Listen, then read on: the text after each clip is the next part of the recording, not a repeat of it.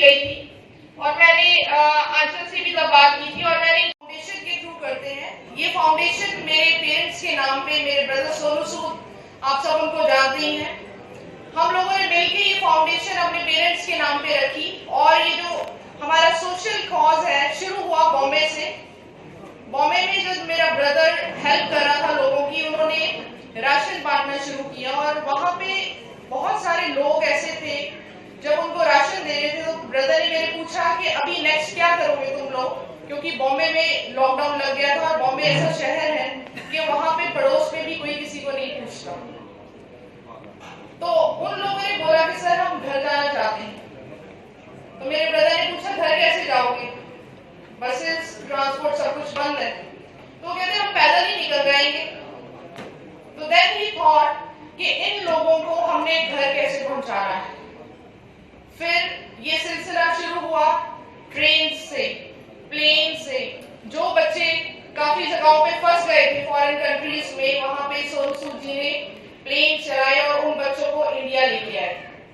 क्योंकि उस समय हम कहना नहीं चाहिए कि सरकारें भी एक तरह से फेल हो गई थी, उनको समझ नहीं आ रहा था कि हम क्या करें। तो पंजाब का हमारा बेटा जो है वो महाराष्ट्र में पंजाब का नाम रोशन कर रहा था और सारी दुनिया जानती है मोगा को, क्योंकि सोनू सूद मोगा से है।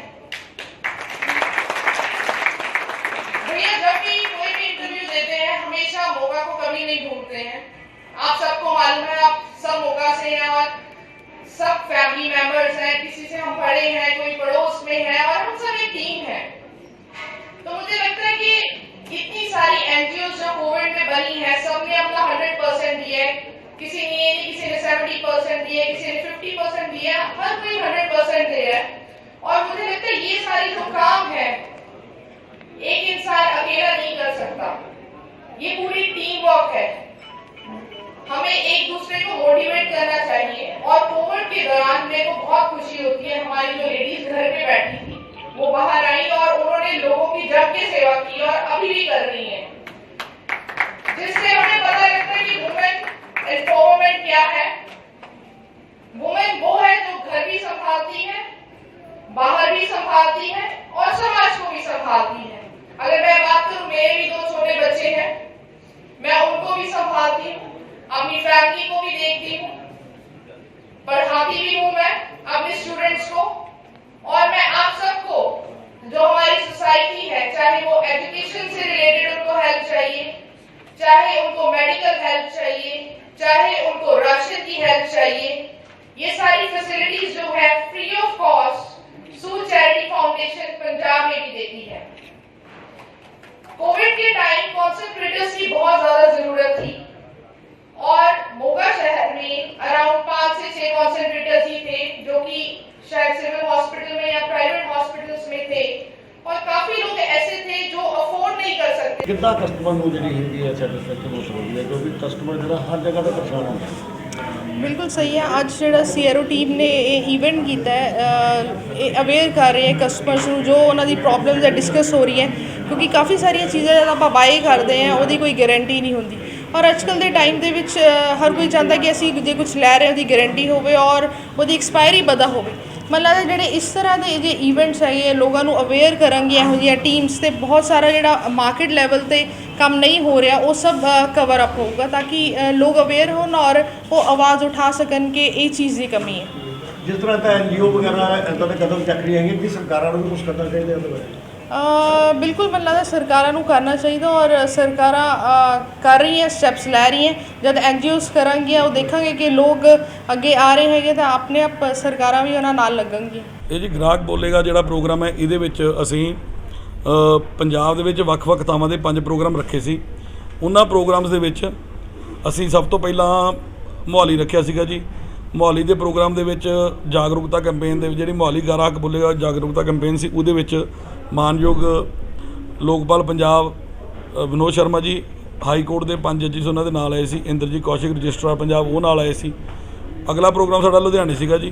लुधियाने विच असी जागरूकता कैंपेन जिन्ने साडे एडवोकेट भाईचारा सी, साडे उत्थे दे प्रधान एडवोकेट तरुण रखनपाल उन्हां थ्रू ਲੋਕਾਂ ਨੂੰ ਬੈਨਰ ਲਾ ਕੇ ਜੀ ਔਰ ਅਸੀਂ ਲੋਕਾਂ ਦੇ ਆਪ ਜਿਵੇਂ ਸ਼ਾਪਸ ਤੇ ਜਾਂਦੇ ਆ ਜਾਂ ਜਿਹੜੇ ਸਾਡੇ ਵਲੰਟੀਅਰਸ ਨੇ ਉਹ ਸਟicker ਪੋਸਟਰਸ ਰਾਹੀਂ ਲੋਕਾਂ ਨੂੰ ਜਾਗਰੂਕ ਕਰ ਰਹੇ ਆ ਜੀ। ਜਿਵੇਂ ਈਵੈਂਟ ਰੱਖ ਰਹੇ ਆ, ਪੰਜਾਬ 'ਚ 5 ਈਵੈਂਟ ਰੱਖੇ ਸੀ, ਉਹ ਜਾਗਰੂਕਤਾ ਲਈ ਸੀ। ਜਿਵੇਂ ਸਾਡੇ NGO ਦਾ ਪਹਿਲਾਂ ਨਾਰਾ ਸੀਗਾ ਜੀ ਜਾਗੋ ਗ੍ਰਾਹਕ ਜਾਗੋ, ਬਿੱਲ ਲੈ ਕੇ ਦੇਖੋ, ਫੂਡ ਫੋਰਟੀਫਿਕੇਸ਼ਨ, ਫਿਰ ਪਲਾਸਟਿਕ ਬੈਨ ਤੇ ਹੁਣ ਸਾਡਾ ਹੈ ਗ੍ਰਾਹਕ ਬੋਲੂਗਾ, ਕਿਉਂਕਿ ਹੁਣ ਈ-ਕਮਰਸ ਕੰਪਨੀਜ਼ ਇੰਨੀ ਜ਼ਿਆਦਾ ਵੱਧ ਗਈਆਂ। ਇਸ ਲਈ ਅਸੀਂ ਇਹ ਨਾਰਾ ਸਾਡੇ ਮਾਨਯੋਗ ਨੈਸ਼ਨਲ ਪ੍ਰੈਜ਼ੀਡੈਂਟ ਨਵੀਨ ਸ਼ਰਮਾ ਜੀ ਵੱਲੋਂ ਇਹ ਅਸੀਂ ਸ਼ੁਰੂ ਕਰਾਇਆ, ਜਿਹਦੇ ਵਿੱਚ ਗ੍ਰਾਹਕ ਬੋਲੇਗਾ ਮੀਨਸ ਗ੍ਰਾਹਕ ਦੀ ਹੀ ਹੁਣ ਸੁਣੀ ਜਾਏਗੀ।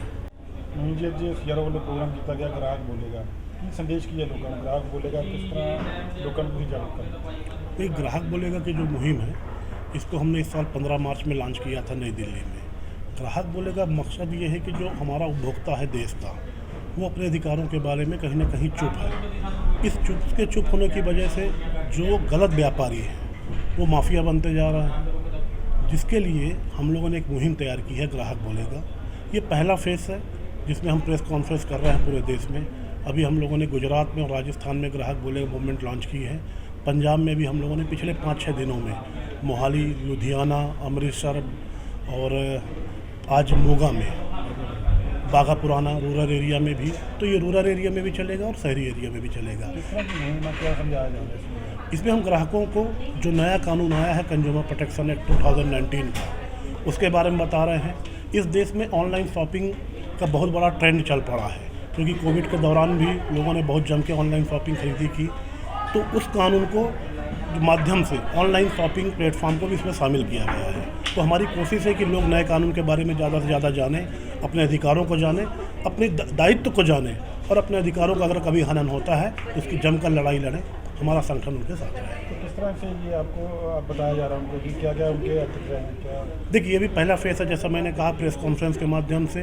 इसमें हम सिग्नेचर ड्राइव अभी करेंगे, अवेयरनेस प्रोग्राम करेंगे, स्कूल कॉलेज ओपन हो जाएंगे तो सेमिनार करेंगे, वर्कशॉप करेंगे, और रूरल एरिया में जब बाजार लगता है जहाँ पे, तो विभिन्न माध्यमों से वहाँ पे स्क्रीन लगवाएंगे, लोकल भाषा में लाउड स्पीकर से लोगों को उनके अधिकारों के बारे में। ऑनलाइन जो शॉपिंग है उसके ग्राहक काफ़ी ठगी का शिकार हो रहा है, इसमें सीआरओ की क्या भूमिका है? देखिए, हमारी भूमिका इससे महत्वपूर्ण हो जाती है क्योंकि आम उपभोक्ता जो है वो जागरूक नहीं है। दूसरा, जब कभी किसी के साथ सामान कोई धोखाधड़ी होती है, सामान खराब होता है, तो वो कोर्ट में नहीं जाना चाहता है, जबकि कंज्यूमर कोर्ट बहुत सरल है, लेकिन फिर भी लोग नहीं जाना चाहते हैं। तो ऐसी स्थिति में हम ब्रिज बनते हैं कंज्यूमर के और डिपार्टमेंट के बीच में या कोर्ट के बीच में, और उपभोक्ता अधिकार संगठन कंज्यूमर राइट ऑर्गेनाइजेशन जो है, कंज्यूमर प्रोटेक्शन एक्ट के तहत एक बहुत अच्छी चीज़ इसमें आई है कि मीडिएटर का रोल आया है। तो कहीं ना कहीं मीडिएटर का रोल भी प्ले करते हैं, और अगर कभी किसी ऐसी जरूरत पड़ जाती है कि अगर हमको कोर्ट में केस ले जाना पड़े, तो हमारा कानून उपभोक्ता अधिकार संगठन को या ऐसे और संगठनों को ये ताकत देता है कि हम कंज्यूमर के बिहाफ में उसका केस भी